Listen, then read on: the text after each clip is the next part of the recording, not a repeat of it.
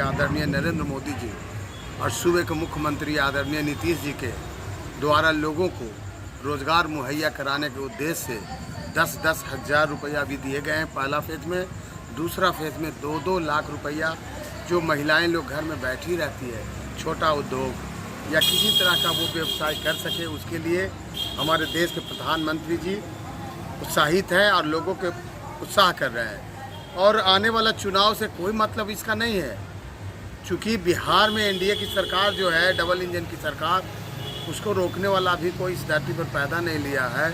और NDA full बहुमत से जीत करके यहाँ पे आ रही है। बिहार में 243 के 43 सीटों पर जीत होगा एनडीए का और पूर्ण बहुमत की सरकार बिहार में बनने जा रही है। देखिए, उसके पास कोई समीकरण नहीं है जिसके बारे में आप बता रहे हैं।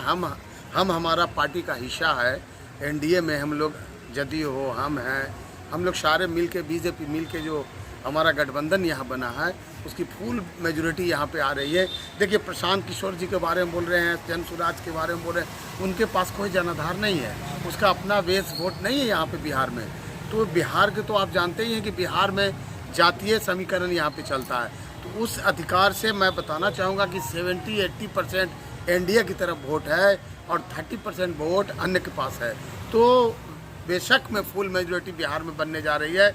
अब बिहार में पुनः नीतीश कुमार जी की सरकार सुशासन की लास्ट बार में नीतीश जी जब लड़ रहे थे आरजेडी से तो उनको कुछ सीटें मिल गई थी, लेकिन इस बार हम पार्टी के माननीय जीतन राम मांझी जी हों, नीतीश जी जो हों, आपको उपेंद्र कुशवाहा जी हैं, बीजेपी है, सारा समीकरण एनडीए की तरफ है। तो इससे कोई भी अंदाज़ा लगा सकता है कि एनडीए की सरकार बनने जा रही है और अब बनेगी।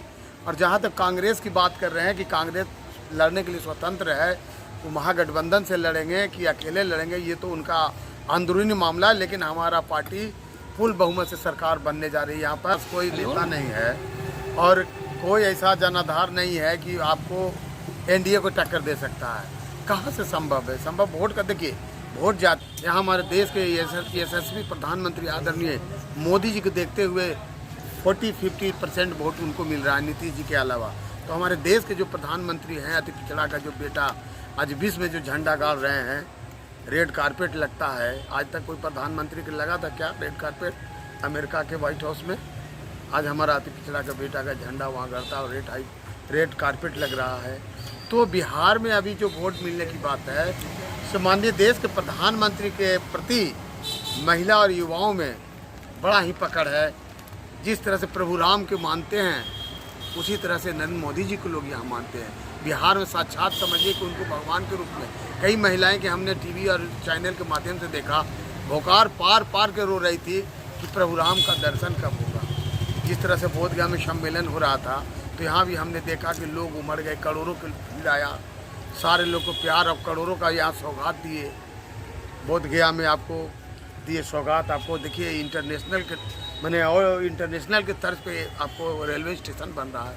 तो ऐसा बोल रहे हैं, आपको मालूम होना चाहिए कि सबसे ज़्यादा IAS IPS हमारे बिहार के लोग ही बन रहे हैं। और जब से सुशासन की सरकार बनी है यहाँ पे, आज तक लड़की कोई बाहर निकल के घूमती नहीं थी।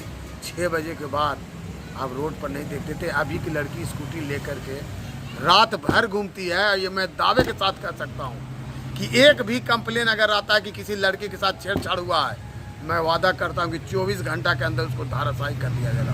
ये सुशासन की सरकार है और सुशासन की सरकार में 24 घंटा मुक्ति है।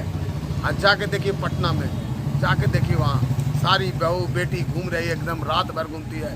और हर मोड़ पे प्रशासन खड़ा हुआ है। और मैं आपको विश्वास दिलाता हूँ, आज रात भर घूमेगी लड़की, एक भी कहीं छेड़छाड़ हो गया, मैं कहता हूँ कि उसको 24 घंटा के अंदर ये सुशासन की सरकार उसको टांग के इतना मारेगा कि दूसरे बार सामने आने के लिए तैयार नहीं होगा।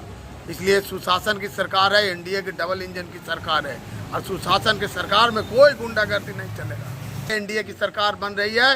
अब पुनः बिहार के मुख्यमंत्री नीतीश कुमार और आदरणीय सम्राट चौधरी जी उप मुख्यमंत्री बनने जा रहे हैं। कोई इस बार रोकने नहीं जा रहा। फुल बहुमत से हमारा